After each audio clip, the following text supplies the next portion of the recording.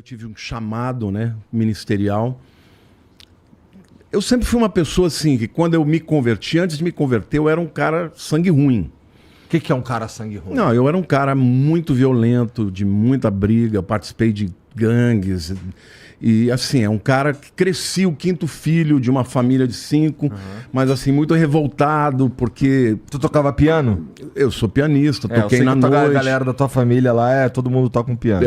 Então, sou pianista, violonista, eu toquei na noite, mas eu sempre fui das brigas também. Entendi. Então, eu tinha um problema muito sério com meu pai. Com 15 anos, por muito pouco, eu não bati nele. E aí eu falei, olha, a partir de agora você não se dirige mais a mim, porque senão eu vou te matar. E de 15 anos até 19 anos, a gente nunca mais trocou uma palavra, morando dentro da mesma casa.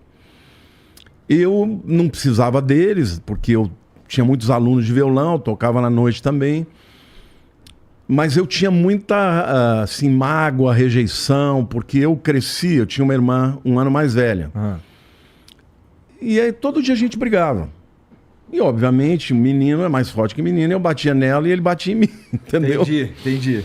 E uma vez, quando eu tinha 12 anos, a gente estava mudando numa cidade chamada Olímpia, no interior de São Paulo, até uma cidade bem conhecida pelos parques aquáticos que tem.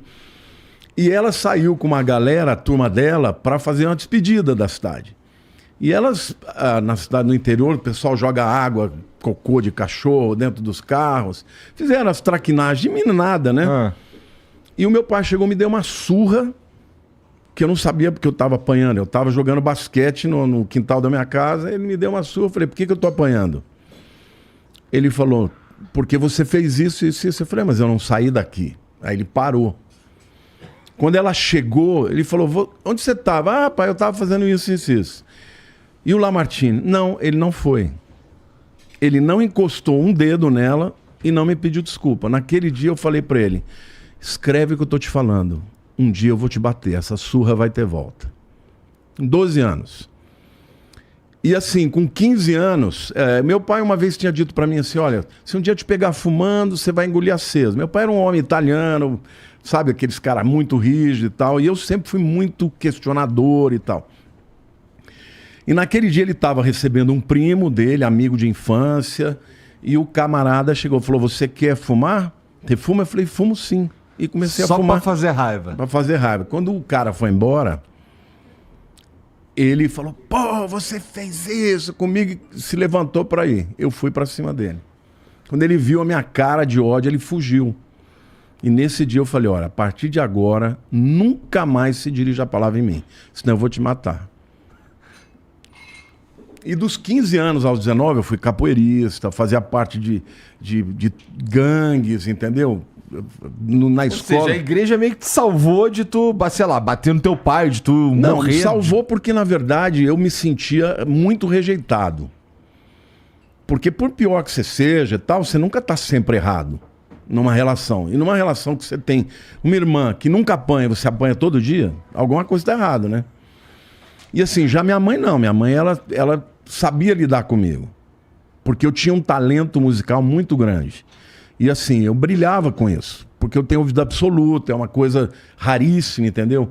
E aí, eu tinha um problema com a minha irmã, embora amasse muito, que era tipo da minha idade, só que cresci batendo nela. Depois pedi perdão, tudo, mas batia mesmo. E quando eu fui para um acampamento, na época, uma amiga da minha mãe falou, olha, vai ter... Eu namorava uma menina há 3 anos, todo carnaval a gente viajava junto e tal. Ela falou, olha, vai ter umas meninas muito bonitas lá, nesse acampamento. Você vai se encantar com as crentes. Aí eu falei, eu vou azarar as crentes. Eu vou lá para azarar essa turma. E quando eu cheguei no acampamento, tinha 800 jovens. E eu levei um monte de garrafa de uísque, levei isso. O que te convenceu aí pro acampamento dos crentes foi a mulher. A mulherada, e eu queria azarar, eu queria apavorar no sentido, sabe, de causar um problema e tal. Só que aconteceu algo muito forte, porque na primeira noite, tinha até uma moça no meu prédio, cantava muito bem. Tinha uma voz linda, chamava Eliana. E eu era um baita violonista, eu tocava Baden Powell, Paulinho Nogueira, Toquinho, tocava tudo de ouvido. Então eu ficava tocando, a mulherada em volta, e eu cantando, né? O dia inteiro ali na época das férias. E ela vinha ali e falava assim, olha, um dia ainda você vai se converter. Eu falei, eu vou te converter pro mundo. Você vai descobrir os prazeres. Você não ser uma crente idiota. Eu era nesse nível. E aí ela falava, um dia você vai ser pastor. E naquele dia, ela estava nesse acampamento. E ela cantou uma música, mas tão linda, que na hora que ela cantou, eu já me arrebentei. Com uma música que uma pessoa cantou. Começou a cantar, Deus foi falando comigo. E a hora que eu vi, eu estava totalmente quebrantado, Mas sabe? tu tava muito frágil também, né? Eu estava cansado de sentir raiva. Entendi. Tava no fim da... O cara de 19 anos, sabe? Cresci ouvindo as mães dos meus amigos dizendo, ó, não anda com esse moleque porque ele vai te levar para o mau caminho, entendeu? Era assim, eu era ruim, eu era um cara machucado, na verdade tinha muitas feridas. E a minha maneira de reagir sempre foi com violência. Só que eu tinha esse lado artístico, musical, e música sempre mexeu comigo. E naquele dia, depois da música, veio a palavra. E a palavra era como se o cara estivesse falando da minha vida, entendeu? Nunca tinha ouvido isso. Aí eu falei, quem que foi o desgraçado que contou a minha vida para esse cara? E na verdade era o Espírito Santo que estava falando comigo. E naquele dia, quando eu... um detalhe que eu preciso contar é que eu não conseguia parar de fumar. Eu fumava desde os 11 anos.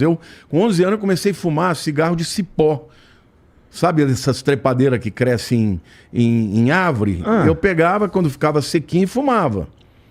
Eu pegava, meu pai fumava, minha mãe fumava, eu pegava os bitucas dele que fumava. Então eu ficava, nunca consegui parar de fumar.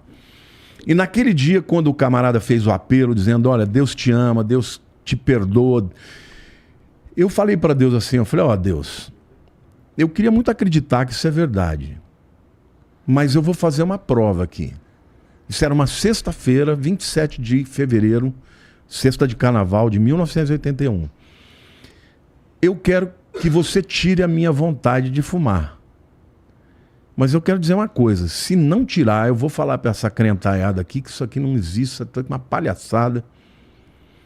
Passou sábado, passou domingo, passou segunda, passou terça, eu não lembrei de nada.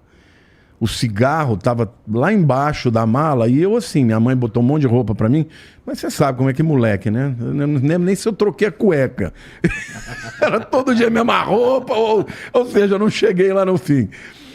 Quando eu voltei do acampamento, que nós paramos, o ônibus parou num posto, que eu vi um cara acendendo cigarro, eu comecei a chorar. Porque eu descobri que Deus tinha me aceito. E Igor, nunca mais eu senti vontade na minha vida. Nenhuma vez.